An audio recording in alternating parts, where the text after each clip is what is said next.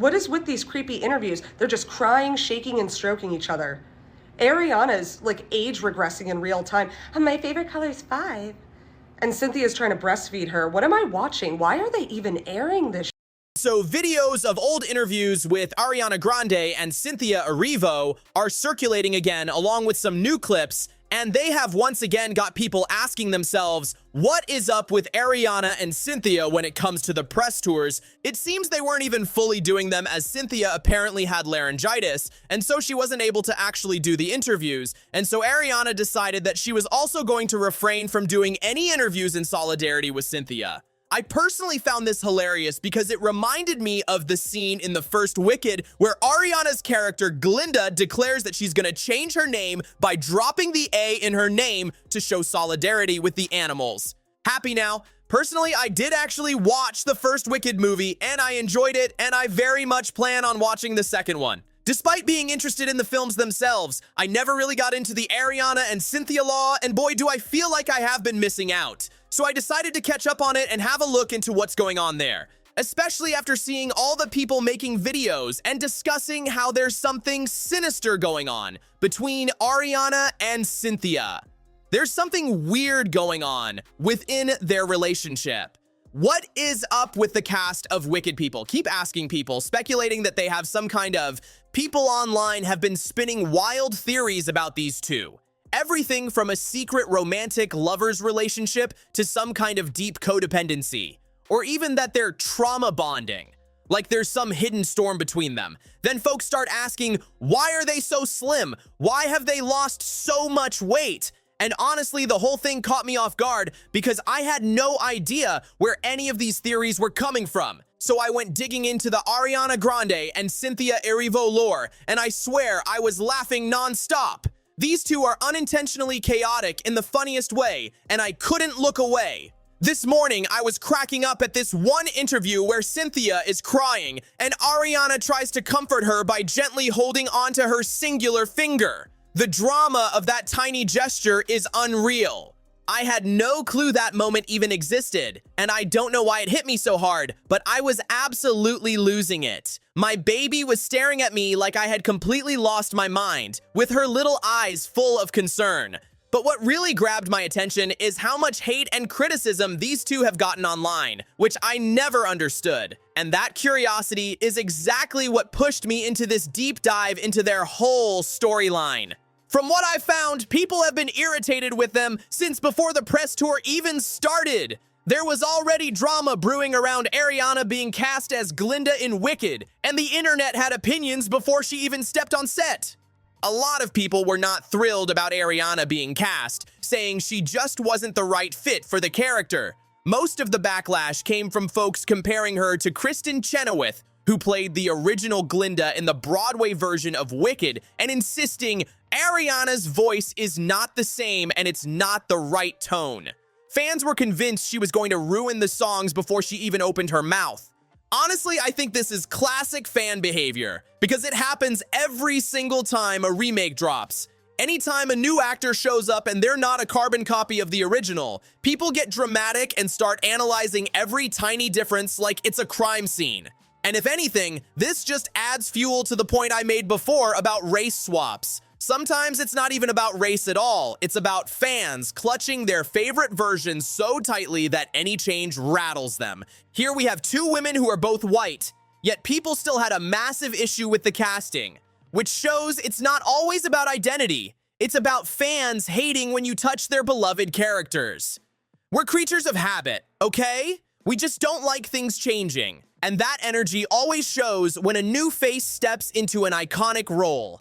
So naturally, because Ariana's voice isn't identical to Kristen Chenoweth's, people weren't happy about her stepping in as Glinda. Personally, I never saw the original Broadway run, so I didn't have anything to compare her to. I thought Ariana did fine. She made me laugh more than once, so yeah, I really don't have complaints. But another thing I noticed people bringing up when criticizing Ariana and Cynthia is how they act in interviews. And let me tell you, that opened up a whole new layer of chaos. People keep pointing out how touchy-feely these two are, always soft and affectionate with each other. And honestly, it can feel like you're accidentally walking into a private moment when you watch their interviews. It throws people off because this just isn't how most co-stars act on camera, and the unfamiliar vibe makes a lot of viewers uncomfortable or confused. You don't usually see co-stars leaning on each other, holding hands, or getting teary-eyed in every other clip. So people start thinking the whole thing is strange. And it's not just the affection. Half the time, they're also crying. There are so many interview clips where one or both of them are crying, and it becomes this emotional chain reaction. Sometimes the interviewers even join in and start crying too, which just takes the whole situation to another level. So yeah, emotions tend to run super high whenever these two are in the room. And it's a lot for people who aren't used to this kind of energy. Honestly, I think they're just emotional people. That's simply their vibe. Some folks cry easily, whether they're happy or sad, and it's just part of their personality. They love a dramatic moment. They love a tearful release, and it shows every time they sit down for a chat. And then you get these hilariously unhinged little moments like the interview where they say, "You go party. Okay, love you. I love you." The tone is so intense and soft at the same time that it practically begs people to overanalyze it. Their closeness has been explained by some as just theater kid behavior, because apparently this is how theater kids operate. They bond fast, bond hard, and basically become siblings during a project. They spend months together, working nonstop, singing, rehearsing, crying on each other's shoulders, and by the end, they're practically inseparable. But not everybody is buying this explanation for their unusual interview behavior. Some people are straight up rejecting the "they're just theater kids" angle, like the person who posted, "Can we please stop with the 'but Ariana and Cynthia are theater kids'," and clearly wants a deeper answer for all this intensity. Some people online are calling the theater kid excuse nonsense, arguing that most actors come from theater backgrounds, yet most of them don't act the way Ariana and Cynthia do on press tours. Folks say you don't usually see co-stars holding hands, tearing up in every interview, or sending out waves of emotion like that on camera. They even compare them to other famously dramatic theater kid personalities, saying that even as nuts as Lea Michele is the ultimate theater kid in the industry, she still acted professionally in interview settings. According to these critics, she didn't cry, didn't hold hands with anyone, didn't squeal or shout when excited. She just stayed calm and kept it standard. Then you get people doubling down, saying things like, "They're called theater kids because it's how kids act. Ariana is 31 and Cynthia is 37. Those are adults, act like it." They also claim, "Shame on Cynthia for playing into this shtick. She should have pushed Ariana away and kept it professional." The internet does not hold back, and the energy around these takes is intense. A lot of this ties into a bigger conversation about how people feel adults are being infantilized these days. Some say we've gone from Disney kids to Disney adults, and now we're apparently leveling up to theater adults. The idea is that the emotional expressiveness people once brushed off as youthful is now showing up in grown-ups, and it's catching folks off guard. And something that often gets overlooked in all these discussions about Ariana and Cynthia's dynamic is what was happening in the background during the filming of Wicked. Around that time, the internet was buzzing with reports and speculation about Ariana being involved in a cheating scandal with another co-star, Ethan Slater. Rumors that took over social media instantly. For those who didn't follow that drama, here's the quick version. While filming Wicked, it was reported, not confirmed by anyone involved, that Ariana, who was married at the time, was allegedly having an affair with Ethan Slater, who was also married. These reports stirred up a huge wave of backlash, and people online started making all kinds of claims, including that this was some kind of pattern for her. Because of all those rumors, she got hit with tons of harsh comments, judgment, and think pieces from every corner of the internet. It was a lot, and it definitely shaped how people viewed her during the press cycle, whether the claims were accurate or not. At that time, Ariana was probably getting hit with nonstop negative press and endless social media comments, so I can only imagine it wasn't a great moment for anyone involved. The whole situation must have been exhausting. My personal theory? Yes, they likely became real friends naturally during Wicked. They spent tons of time together as co-stars, but I also wonder if the chaos around Ariana brought them even closer. With the press hunting for any chance to ask about the alleged affair and people online piling on, she must have been under huge pressure. Her marriage was also falling apart, so it's easy to picture Cynthia becoming someone steady in her corner, someone who helped her stay grounded during that storm. Being co-stars, they were side by side in every room, so that kind of bond makes sense. I can totally see a world where Cynthia and Ariana made a quiet pact to support each other through interviews and press tours. The media loves digging into drama, loves putting people on the spot, and these two probably decided they'd stand together and keep each other calm whenever the hard questions hit. I can picture Ariana not feeling thrilled about press at that time, especially with all the drama swirling around her, so interviews probably weren't her favorite thing. In that moment, Cynthia may have become the person she leaned on the most, the one who helped her stay calm when cameras were rolling. If Cynthia was supporting her through all that, it makes sense she might seem protective now, almost like they became each other's comfort zone. That could explain the touchy-feely moments too. Some people show support through closeness, like holding a hand or giving a reassuring touch, just to say, "I'm here for you," without words. But while some viewers read Cynthia as protective, others think she comes off more possessive, and that's where things get messy. One clip that keeps circulating shows a fan jumping a barricade, grabbing Ariana, and putting his arm around her, and Cynthia quickly pulls Ariana away from him. That moment sparked a whole new round of debate online. Cynthia honestly reacted faster than the bodyguard in that moment, and that's saying something. Even if the guy didn't seem harmful and just wanted a photo, the truth is there are unpredictable people out there, and you never really know someone's intentions. If a random stranger grabbed your friend, you'd probably pull them away too, right? To me, that doesn't read as possessive. It reads like someone stepping in during a sketchy situation. This was a man no one knew putting hands on Ariana, so of course Cynthia reacted fast. And apparently this guy has a whole reputation. He's done similar stunts to Katy Perry and even The Weeknd, so clearly he likes causing chaos. Knowing that, Cynthia stepping in looks even more understandable. Then there's another clip floating around where people claim Cynthia looks possessive while Ariana hugs a fan because she gives him what some think is a dirty look. But honestly, that could just be her neutral face. As a proud member of the resting bitch face community myself, I know how people assume you're thinking something shady when you're literally thinking nothing at all. It's totally possible Cynthia was giving that fan a dirty look, but it's also possible that was just her face. We'll never really know. Some people just have a naturally intense expression, and the internet loves to overread it. Anyway, I keep coming back to the idea that Cynthia likely supported Ariana during a rough moment, and that kind of bond can get deep fast. If they became each other's comfort person during filming and press, it would explain a lot about how tightly connected they seem now. It also makes sense that Ariana might have felt uneasy doing press without Cynthia, especially after that report that because Cynthia had laryngitis, she wasn't able to do any of the press interviews, and Ariana chose not to do them in solidarity with her.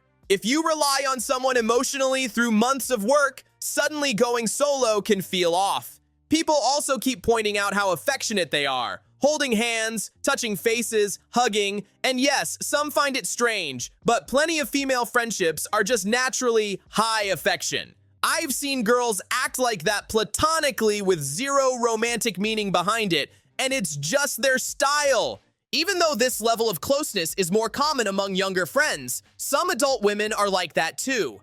Drew Barrymore is a great example. She'll hold her guests' hands or talk to them with big emotional warmth, and it's just her personality. That said, I do get why people find Ariana and Cynthia's behavior unusual. They're doing all this in professional settings, which is not what most folks are used to seeing. The contrast between formal interviews and their cozy vibe is what makes everyone look twice. Take that clip where a man grabs Ariana's hand and shakes it way too aggressively. Cynthia pulls her away, Ariana pretends her wrist is hurt, and Cynthia kisses her hand. Some people claim Ariana did it on purpose to get Cynthia's attention, But honestly, it looked like Ariana trying to be funny. She has that quirky humor where she leans into playful moments.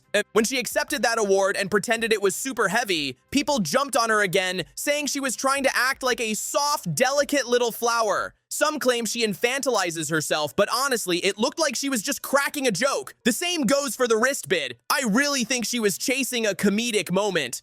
But yeah, there is something very teenage coded about their friendship, the way they hype each other up and act like lifelong besties in every room. Their energy is all giggles and inside jokes, which makes their bond feel extra youthful.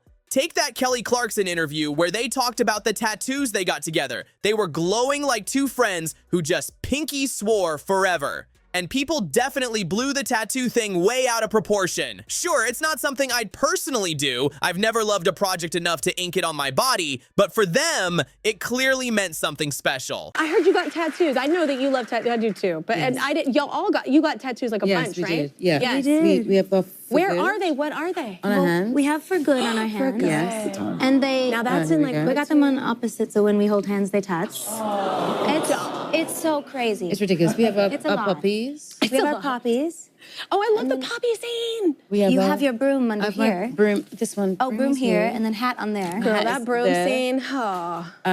We have that heart. I've We always Glenda forget here. the heart on the back of our leg. Yeah, we have a. Did you get one after every day of shooting? I mean, I don't even have tattoos, so I know I'd think way harder about getting one than someone like Ariana or Cynthia, who already have plenty. For people with lots of ink, a new tattoo doesn't feel like a massive life decision. It's just another piece of art they like. And honestly, people blew this whole thing up as if they got tattoos of each other's names or faces or something dramatic, when it sounds like they simply got Wicked-themed tattoos. They've both said Wicked means a lot to them, long before they were cast. So marking a project they deeply love doesn't seem that wild. If they both felt a strong connection to Wicked, I get why they'd celebrate it together with matching ink. Sure, most people wouldn't do that, so it feels strange to some, but it's not nearly as creepy as the internet made it sound. When people hear matching tattoos, they picture cheesy best friends for life designs or names etched into skin. But in reality, they tattooed something about the project, not about each other. They just happened to do it as a duo. I've also seen people claim their friendship won't last, saying that once Wicked ends, they'll never speak again. And while I get why folks think that, fast, intense friendships sometimes fade, they could have known each other long before Wicked for all we know. We're only seeing their dynamic now because the spotlight is on them. For all we know, they could have been friends long before Wicked, which would explain why their bond feels so deep and intense. Maybe we're just seeing the tip of a friendship that's been growing for years. Who knows how things will look later, but it'll be interesting to watch. If they went from being this close to not speaking at all, that would be shocking. And honestly, I'd side-eye that because it would feel like the definition of go hard or go home. That kind of switch up would raise questions. Then there's the whole conversation about weight loss in the Wicked cast, which has everyone asking, what is going on with the main women? People keep pointing out how tiny Ariana, Cynthia, and even Michelle Yeoh look, and the before and after comparisons have stirred up a lot of talk. I'll admit, when I saw older clips of Cynthia, I barely recognized her. Her weight loss really changed her look. With Ariana, it's also clear she's lost weight, even though she's always been naturally petite. But Michelle Yeoh, I think we should leave her out of this part of the conversation. She doesn't look drastically different at all, so the weight loss speculation doesn't really apply to her. People keep using this one photo of Michelle to claim she lost major weight, but I don't think that's fair at all. In the picture, she's clearly laughing, and when you laugh, your neck muscles tighten and everything looks sharper on camera. Plus, her posture changes the whole look. If you hunch forward, your collarbones and the hollows above them pop way more. I mean, it happens to me too when I lean in, so comparing a relaxed photo to a hunched one just isn't accurate. When you look at older pictures of Michelle, she's been about the same size for years, so I don't think she fits into this weight loss conversation at all. Ariana and Cynthia, though, they do look slimmer, especially Cynthia, so naturally people are talking. But now some folks online are speculating about them being Anna's sisters, meaning two friends supposedly developing unhealthy eating habits together. That theory is floating around because people think it explains their closeness. But honestly, that's a huge leap, and we have zero real info to back any of that up. I found the whole conversation around their weight loss really interesting because it shows a double standard that's been around forever. When someone gets thinner, people suddenly feel free to say anything about them, from they've clearly got an ED to calling them Anna sisters, and it all gets treated like fair game. But if the situation were reversed, if they had gained a lot of weight, talking about it would feel totally off limits.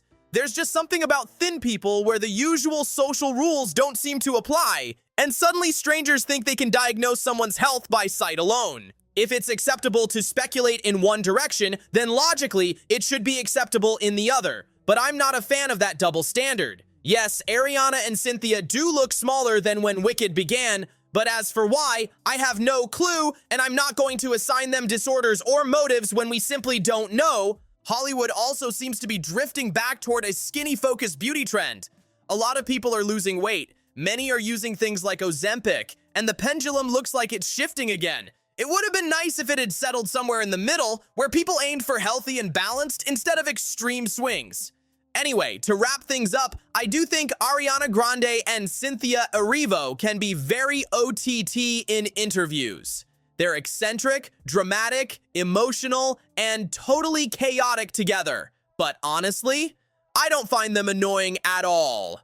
I think they're funny, and I also think people may be overanalyzing them more than necessary. Still, their wild little moments have definitely helped Wicked go viral, so their quirky energy has basically turned into free PR. But I want to know what you think. Do you feel the criticism they get is fair? Do you think people are too harsh, too dramatic, or are you just here for the chaos because it's entertaining? And have you seen Wicked for good yet, or do you plan to? Drop it all in the comments. If you enjoyed this video, please like, subscribe, share, and comment. It really helps the channel grow. Thank you so much for watching, and I'll see you in the next one.